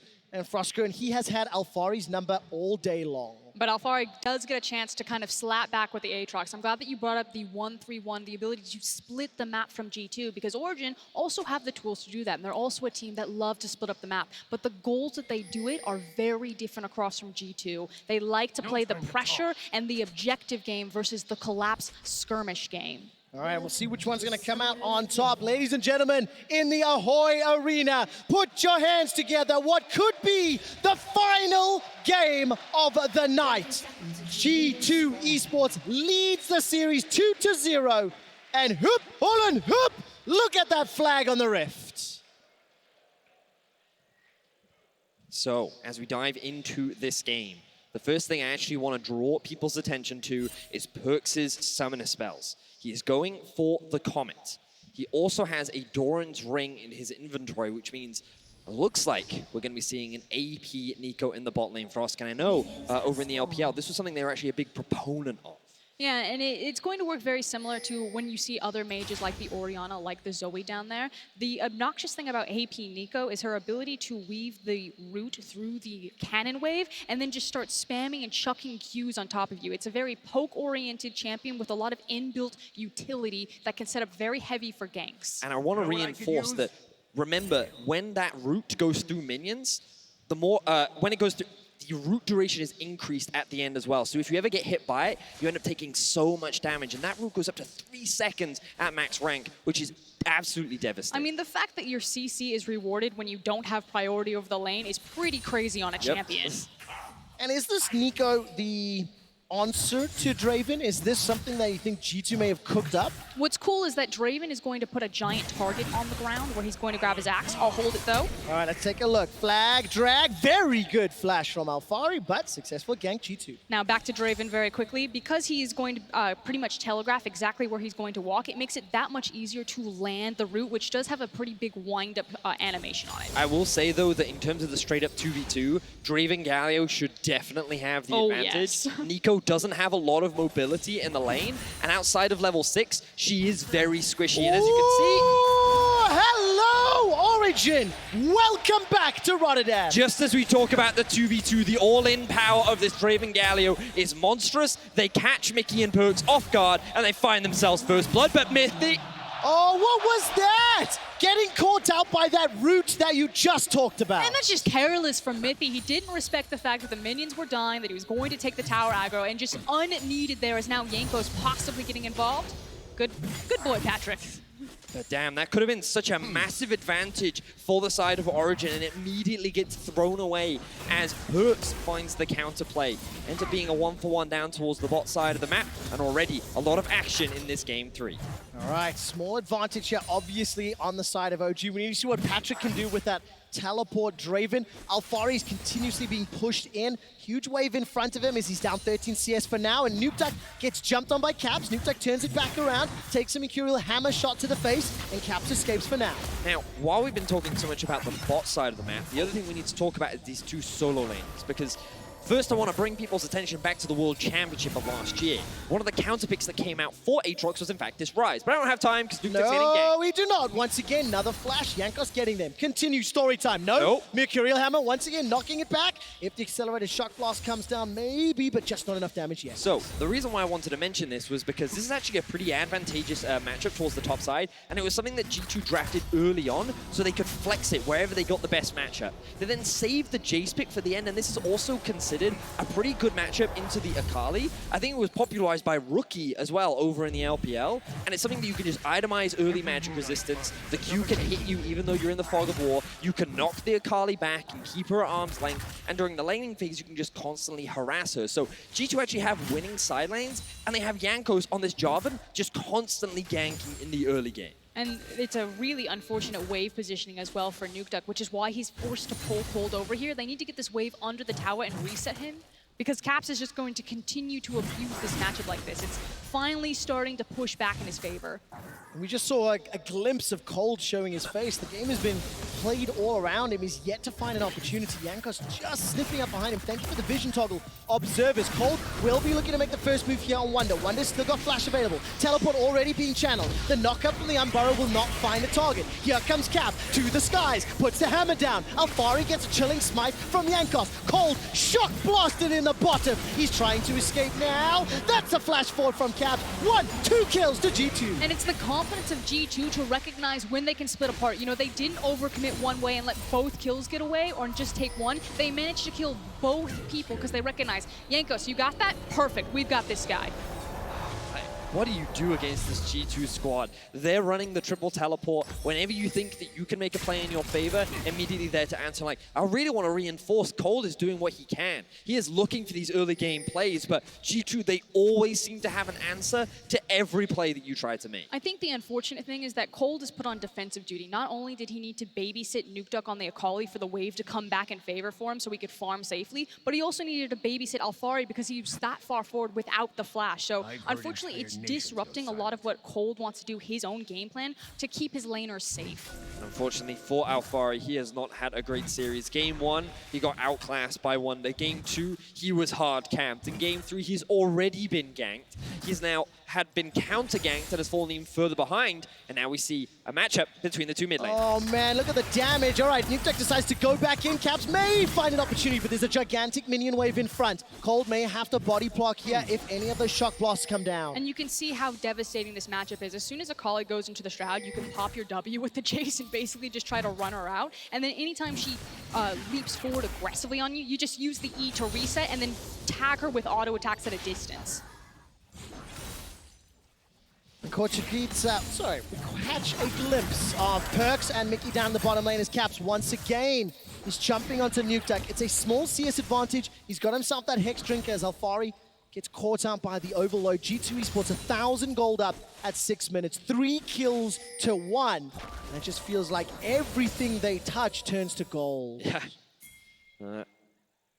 Quite literally, because every time they touch the enemy team, it seems like they always get converted into gold, as Wonder now looking for a play onto Alphari. All right, Wonder's going to be able to sidestep out. Jankos and Alphari going to look for the double tap, and Wonder just so beautifully done. That was really unfortunate for Alphari. He wanted to try and get the flash into Q to get the execute onto Wonder, but he got interrupted and put into his ultimate, which cancelled the animation, meaning he was then locked in his rebirth animation, making an easy kill for the side of G2 Esports once again. Alphari, he really has been the focus for the side of G2 to try and shut down in this series. Yeah, it's really difficult series for Alphari, but for OG as a whole, they had to step up. Game 1 was so close for so long, and a couple of decisions, a couple of moves from Perks ended up sealing the deal. Obviously, the funnel in Game 2 was one of the most impressive outplays as a team, both from a strategic and an individual approach. And right now, G2 have got an early advantage in Game 3. And it's kind of the fact that we're playing as close to standard League of Legends as we could get over the course of kind of both best of fives this weekend. But even then, it's not enough. We're like, okay, this is finally Origin's time to strike. The level is neutral. They know exactly how they want to attack the map. Maybe they can get to their win conditions. But it doesn't matter. G2 beat them with the funnel. They beat them with the Sona Taric. And now they're just beating them with standard League of Legends. Yep, and this Perks, Nico AP down bottom. A lot of damage there onto Patrick. Gonna look at this exchange as the standard side comes out. Perks and Mickey decide to back away for now. Waiting to see if that Pop Blossom is needed. It is not for the time being. And Cold is now making his way down south. Just a quick stop off at the Brambleback. And it feels like an all-in is always on the cards for G2. But it's not gonna happen just yet. Looks like right now Cold looking for something, but he will get spotted out by a ward. Origin doing a good job of controlling the river, but I don't know if it's enough as we see an all-in the bot. All right, there we go. Pop Blossom was used. Mickey is very, very low. Miffy throws out the Winds of War. Now the spinning axes are there. Take a look at the mid lane. Yankos goes down. Finally, OG get another one back. But Caps has got the red buff, and he's got a lot of damage to play with. Not going to be a follow-up chase from Nuke Duck, who just has those long swords and the Amp Tome. With the pressure, with the Draven Galio down bottom. Patrick is now looking for the kill. That's a flash forward. Two-man taunt. Justice punch to the face. Miffy kills Mickey. Perks runs for his life. He manages to get one. A spinning action just about do the kill. Step forward. That's one. Not enough. Look at the Pop Blossom. The roots. Not going to be the kill. Patrick has got the Vamp. You got to run, Patrick. He's staying alive for now. No flash available. Going to just get the clone. Caps. Shock blast. Not going to be enough. And it's Perks that's on the killing spree. That fancy footwork. Beautiful stuff there from Perks. Caps ends up coming down, forcing Patrick to have to dive underneath the turret. But let's have a look back at how this play in mid lane happens. So it ends up being a 2v2 between mid and junglers. Now remember, Rek'Sai and Akali very strong in the 2 versus 2, and their focus was just to execute Caps, but they turned their attention onto Jankos because he looked like that he was going to kill Cold. The problem is that then bounces Cold into Caps, allowing him to grab that red buff. So while this may look like a pretty even 1-for-1 trade, the Jace getting the red buff just makes this matchup that much harder and gives him so much more pressure in the 1 versus 1. And it's also the fact that Nuke Duck wasn't the pickup of that kill that in fact went to the Rek'Sai. So not only did he lose the red buff, but that's also Caps with extra gold, walking him down. I was waiting to see if Mickey could have got that Devour down. Wasn't able to do so. And Cold, it's so tough. I'm looking at him trying to position around this bottom lane. Like I said a moment or two ago, the game is being played around him. He simply hasn't had an opportunity to get involved until now. Mickey goes in with the Abyssal Voyage. Patrick is already chunked down very, very low. Whirling Death will fly out and come back, and way too late. Now Nuke jumping in the back. Pop Blossom from Perks. AP Nico does so much damage. Nuke unable to kill Mickey, but Cold goes down. Caps puts the hammer down. Cataclysm from Yankos picks up another. Perks picks up a third. G2 Esports are destroying Origin. And it's divide and conquer from G2 in all of these team fights. Again, the fact that their target selection is so strong that they split the team fight and they managed to kill everyone, not a single survivor on Origin's side. Absolute obliteration in the early game, but now Alfari may be able to get something back. Never mind, another teleport. Wonder is just too good. He sidesteps everything, finishes the round warp, and I'm half expecting Caps to get the kill. Not gonna find it just yet. The G2 are just they're in another league, and they are simply destroying Origin. This replay brought to you by Alienware. So the collapse comes in with the Mickey's ultimate, and you think, okay, this is actually fine for Origin because they have the TP coming in, but Patrick dies so quickly, and then the fight gets split up. So notice how Nico can just keep Nuke Duck locked up, even though he's stuck in his shroud. A great stopwatch from Mickey means that they're able to get the 2v1 against Nuke Duck. Meanwhile, a 2v2 is happening underneath the tower that Captain Jankos is just ripping through, and they end up walking away with 4 kills for 0. And then a second later, Caps is teleporting up into the top lane, and it's a 2v1 for Alfari. There is no room for Origin to breathe. Oh, there absolutely is not. And while G2 are not killing Origin members yet, I'm gonna take a quick opportunity to remind everybody of just how many titles Perks has managed to accrue over the course of his career. 4 times winner of Europe. If he wins today, which is looking very likely, he will equal Soaz and Yellowstar, the most winningest players in Europe. More important than that, to me, is the fact that Jankos, Wonder, and Mickey will be picking up their first title. Yeah, they certainly will. A lot of members. Ooh. A lot of members on the side of G2 yet to win their first title. But how can you say they don't deserve it with the performances that every G2 player has demonstrated today? Yeah, I mean, Nutak is now going to get caught up by 2 members. He's going to look for Caps, but I don't even think he's going to be able to find him. Still has to get through a Hex Drinker. Wonder is going to run him down. There's more action in the bot lane. It's already over, Vedius. Ladies and gentlemen, fans of G2 in the Ahoy Arena, are you not entertained? There was huge cheers for G2 Esports earlier today. You can see why. When they first won a title in 2016, they were the new kids on the block. They were the newcomers to Europe. They won 4 in a row, and then what's looking like their 5th title is going to be a reignition of the G2 dynasty. And I think it's time for G2 to step out of the shadow of being the villains of Europe, and people need to respect them as the possible heroes. If any team is going to make the international stage tremble, it should be this one. We have never seen a collection so dominant as these 5. I've said it before, I've said it again, I will say it again rather. This EU roster has the potential to be the greatest European roster that Europe has ever produced. And G2 have looked so dominant in this final. Every game has looked so one-sided, and G2 have done it differently in every single game. G2 have looked so dominant this year, Vedius, and it has not stopped. Wonder will get caught up by Alfari, but I don't even know if he's got enough to kill him. Wonder's able to escape with his life, and the World Ender will end Origin's world, as it is Mickey that picks up the 15th kill before 15 minutes. G2 Esports, Origin have family. Look at what you're doing to them. And it was a difficult series for Origin coming into it. And everything that Origin tried to do, G2 had an answer for. We are close to a 10K gold difference between these teams at 15 minutes in. It is crazy how fast G2 are just speed running. Games done quick on Origin. If you're a European fan watching this right now, imagine what this team is going to do. Very ambitious. Yeah. We'll ignore the Game 4 POV, but I mean, if you're a European fan watching right now, just imagine what this G2 is gonna, what opportunities they have at MSI. They are obviously one Nexus away from securing that position, but they have been the #1 team all split. Nico Perks takes down Patrick. Mithy forced to flash defensively. 9,000 gold up, 16 minutes in. They set the quickest Baron record of the split. This is G2. They might be able to break it this game. And we're talking a lot about G2 and how dominant they've been, but you've got to look for a first split for this Origin squad. They have had a very impressive split so far, and while for sure, this game by no means is over yet.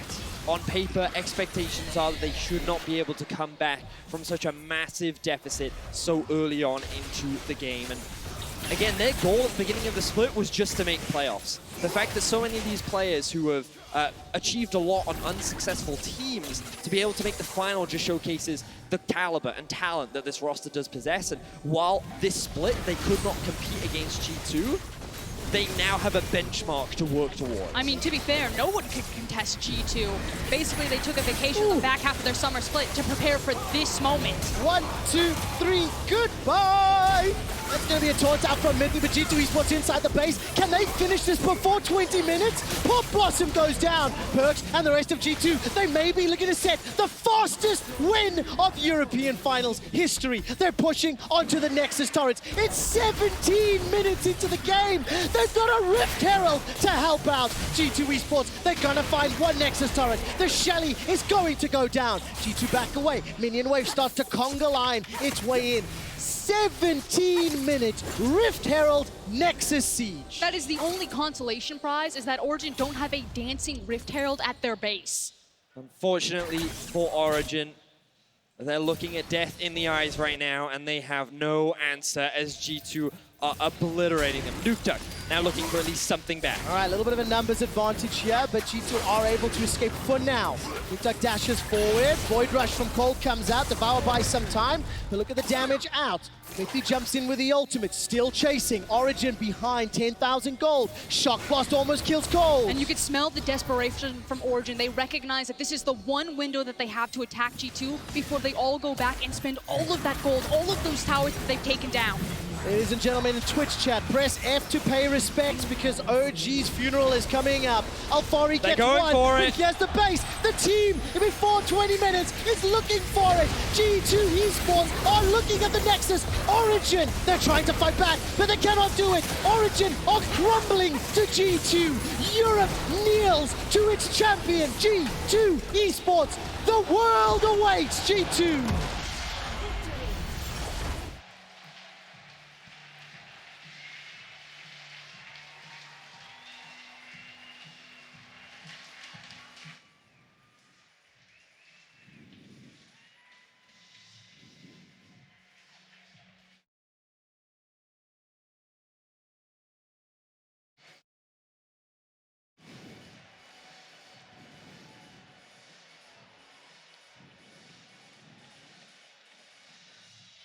"18 minutes, 31 seconds. I am confirming just how much of a record that is. But this is the most dominant team Europe has ever produced.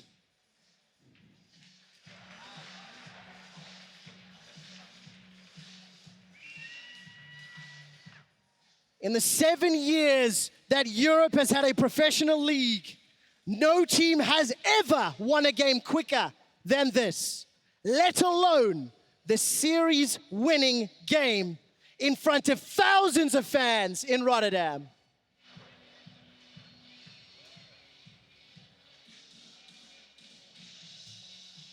This G2 looks absolutely terrifying. They had an insanely dominant regular season. They tapered off towards the end, but they shaped off coming into playoffs. Mickey with his wrist injuries, bringing in a sub, they overcame it all. They did not drop a game in playoffs. They demolished Origin. And they sent a message to the world that they are coming and they are ready to challenge the best.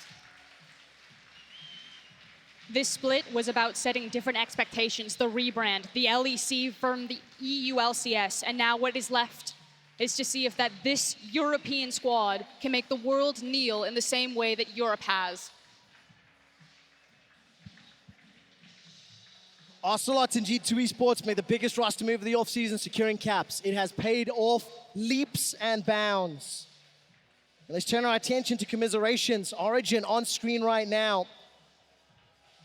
You have to feel for them, but this was a stylistic mismatch. This weekend was defined by rock, paper, scissors. Yesterday, scissors beat paper. OG beating Fnatic. Today, rock smashed scissors as G2 take them down 3-0. And like you said, Origin do need to feel good about this split. They didn't expect to find themselves in the finals. This is a brand new squad assembled here today. They were consistent, second place to get them 2 chances through our playoff bracket. The fact that they made it to the finals, they didn't manage to find a game.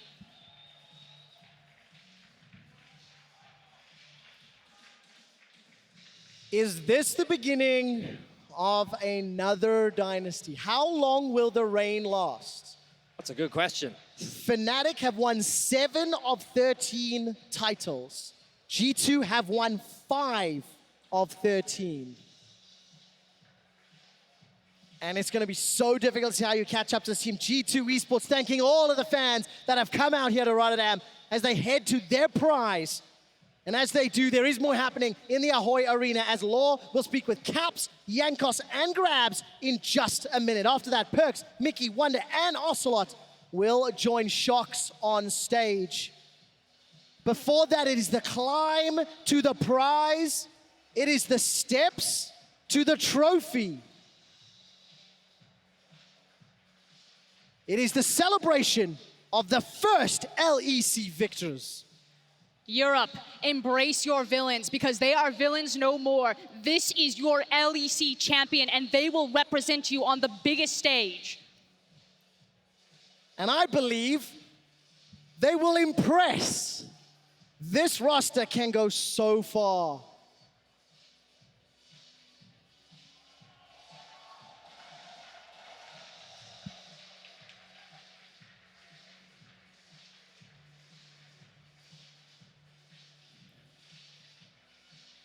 Jankos, Wonder, Mickey, for the first time, joining Perks, Caps, Europe.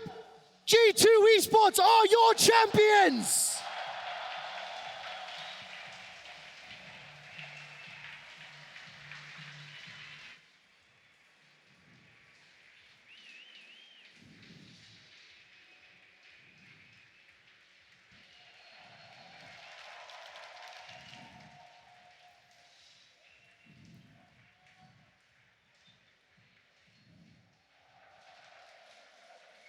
Seeing Jankos, Wonder lift that trophy, it gives me shivers. And for Jankos especially, the man has been trying for so many years. He has so many dedicated fans here in Europe, and so many just wanted to see him finally lift the trophy, and today is that day.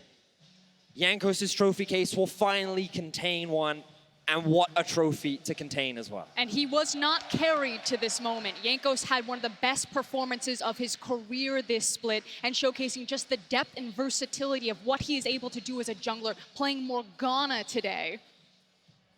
Huge credit to the support staff and coaching staff behind G2. Imagine being in their ready room. Imagine hearing those players go, we're gonna funnel Pyke on final stage. Imagine saying, can you do better than 25 minutes? And G2 saying, yeah, I'll give you 18. And now Ocelot building this roster, taking the gamble. He celebrates his moment in the glory as well. You know, and that's what it was. This roster was a risk. When we saw it at the beginning of the split, one of the biggest questions was, could Perks compete with the best in that position? Could this roster, this mishmash of talent, really compete? And they just proved to the world that not only can they compete, they can dominate. This roster is a celebration of League of Legends. They play the game the way my solo queue feels. It is with passion. It is with celebration. Ahoy, Rotterdam! It is G2 Esports!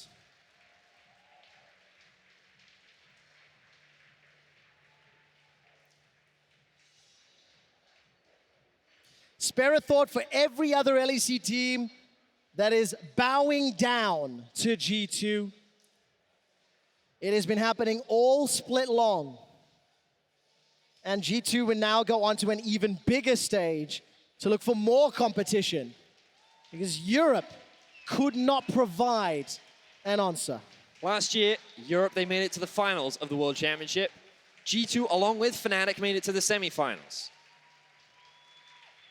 This team, this organization, we heard it from Ocelot, their goal was to overcome that. They wanted to bring a title back for Europe, and that's why they took this gamble, that's why they built this roster. And the way in which they won this final, the way in which they look so dominant, all eyes are now on G2. All eyes are looking at this European superstar roster to see how they will compete against the best around the world. I absolutely love seeing the Lap of Honor here, celebrating in front of 9,000 fans in Rotterdam. There's some beautiful irony to where it all began, the last time G2 and OG faced off against each other. But this was a very, very, very, very, very different showing.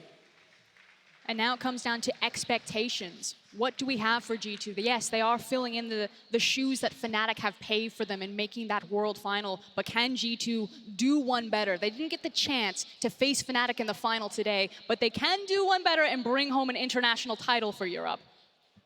And what a statement. I mean, going into MSI, looking at the funnel comp, looking at AP Nico Bot, looking at Zaya Rakan, like, good luck to everybody else. I mean, all I'm looking at is the rematch of FLICKR and Perks, except this time it's in a different position, right? Like, the last time they met, the last MSI, I believe it was 2017, Perks had some very impressive showings against FLICKR, but now Perks is saying, I have one better. I have my younger brother, my superstar, my MVP.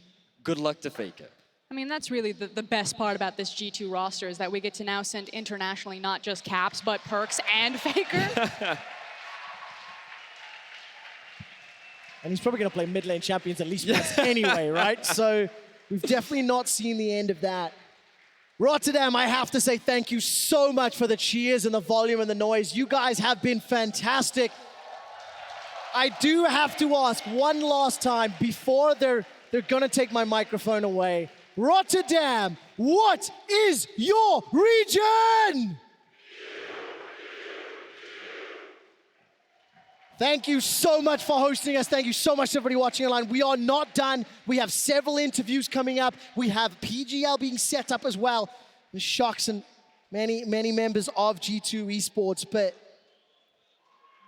there wasn't enough game time to truly celebrate both of these teams. It was an 18-minute final game. It was basically an 18-minute eulogy to Origin. And I know we're in celebration mode, but I have to pick up on that point, Frosker, and spare a thought for Origin, spare a thought for the new LEC playoff format. They came in and dismantled Fnatic yesterday, but G2 was a bridge too far for them to overcome.